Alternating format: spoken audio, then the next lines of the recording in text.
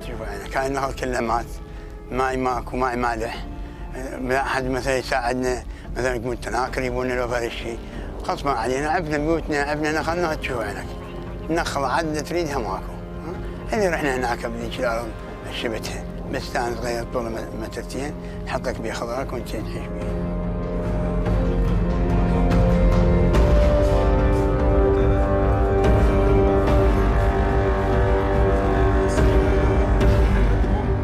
يعني احنا الكميات انخفضت الى اكثر من 50% طبعا عن الكميات التي كانت ترى سابقا بسبب قيام تركيا وايران بانشاء السدود وتطوير مشاريعهم. ايران سدوا كارون، اي كان ما يحلو احنا شط العرب كله من معي كارون كان، اي وهناك تركيا هم قليله على الماء، هم كميه قليله قامت تعطينا ورانا الناس هذول الماء،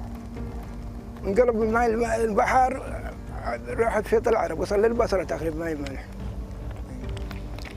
وراحت الاشجار والحنه والنخل والشو ظلينا على الجذرات هذه.